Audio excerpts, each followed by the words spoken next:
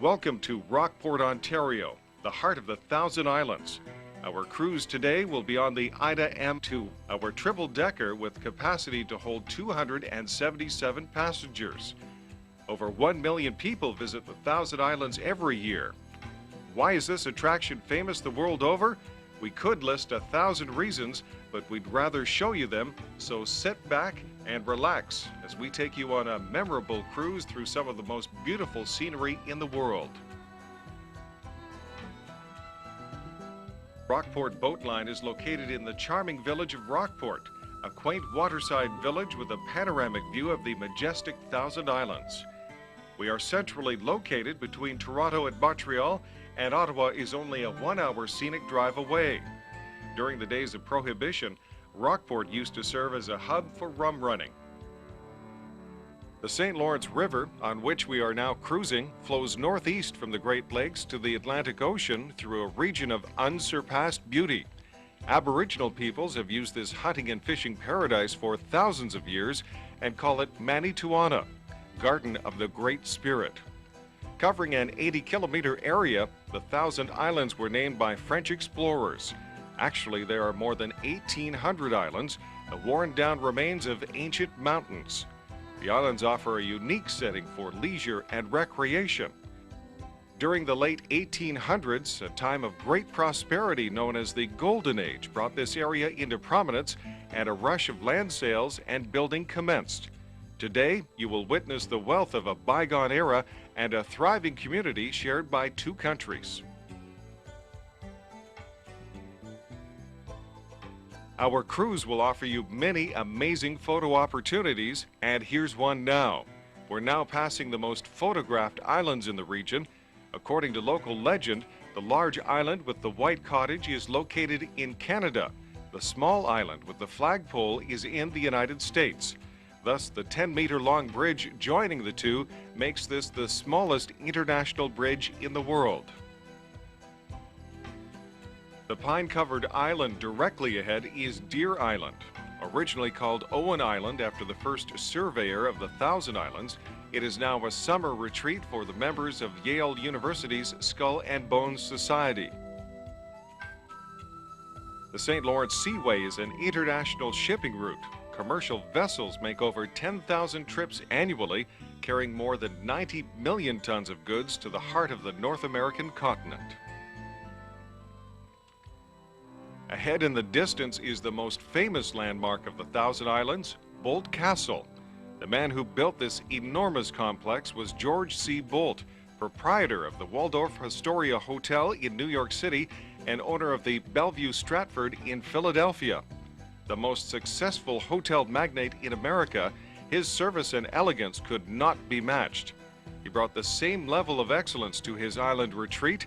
The island was carved into the shape of a heart and was to be a birthday present for his wife Louise. For this video, we get a close-up view of this magnificent landmark. The 120-room castle with indoor swimming pool and Italian gardens is made from granite quarried from nearby Oak Island. The finest materials and craftsmen were brought to the island, and they labored for 4 years. Suddenly, in 1904, having consumed $2.5 million and still incomplete, tragedy struck. Mrs. Bolt died, and all construction was stopped. Although Mr. Bolt continued to summer in the Thousand Islands, it is said he never again set foot on Hart Island. It was a dream he and his wife conceived, a dream never realized. The first building Bolt constructed on Hart Island was an elaborate stone turret, the hennery, where he raised exotic poultry.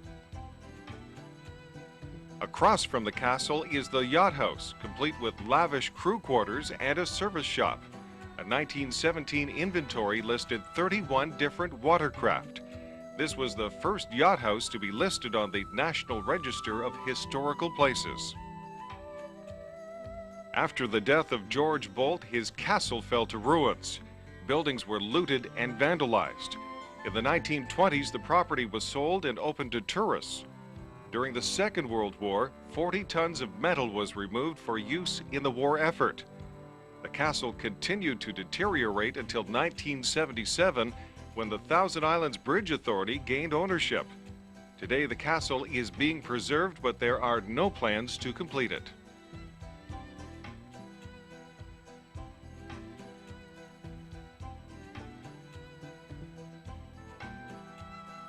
The stone archway with the sculptured heart remains unfinished. Referred to as Arch of Honor, it was to be the main entrance to the castle.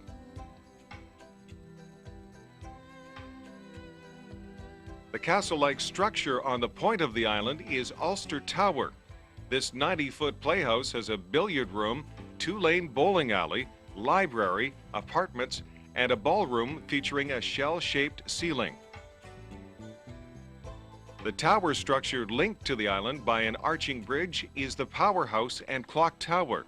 It supplied the main buildings with water and electricity. We call this small island just room enough. It is said that George Bolt gave the island to his mother-in-law. She couldn't swim, and he would drop her off in the spring and return for her in the fall.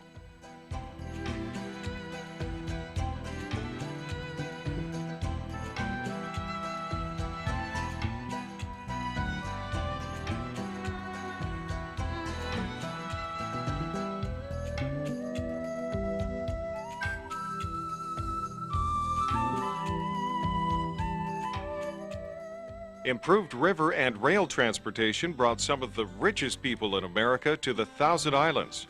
Attracted by the beauty and remoteness, they built huge summer homes for their families. Construction was complex and expensive as the supplies had to be drawn over the ice in winter and loaded onto barges during summer months. This section is known as Millionaire's Row. The next magnificent home, Casablanca, was built in 1892 by a sugar and tobacco merchant from Cuba. It has 26 rooms, including an open-air master bedroom. The walls and ceilings are made from pressed tin, and nearly all the furnishings are original antiques. Today, this house is open for private tours.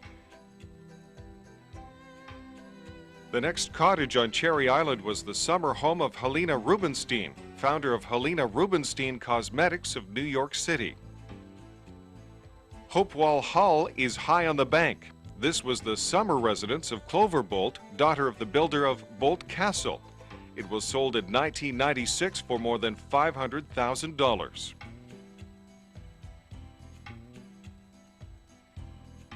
The Thousand Islands Golf and Country Club invited George Bolt to the Thousand Islands in 1894. He later became president and transformed it into an exclusive club, providing yachting, fishing, boat races, and social activities for its members.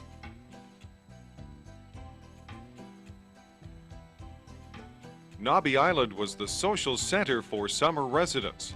Guests arrived by private yacht to attend music recitals, card games, and picnics. As early as the 1830s, the Thousand Islands were gaining recognition for their abundant fish stock. Sport fishermen began to arrive in great numbers. Before this, the land was valued only for its timber. Today, real estate prices on the islands range from $50,000 to $1 million. The island cottages have electricity and telephone service supplied by underwater cable. The Thousand Islands are beautiful in every season. They support a rich variety of river life and excellent fishing year-round, with an estimated 85 species of fish, including pike, bass, walleye, muskellunge, and the American eel. The islands are home to more than 1,300 species of plants and abundant wildlife. The water depth of the river varies greatly from 3 meters to more than 60 meters. The entire surface freezes in the winter. The area offers many forms of recreation year-round. Fall provides one of the most breathtaking backdrops for our cruise. The changing scenery transforms the islands, giving our passengers a new perspective on a timeless treasure. And now, as we safely dock, Rockport Boat Line would like to thank you for cruising with us. We hope we have created a lasting impression of your trip. We enjoyed sharing this time with you. Please come back again The majestic waters and our eager staff await your return.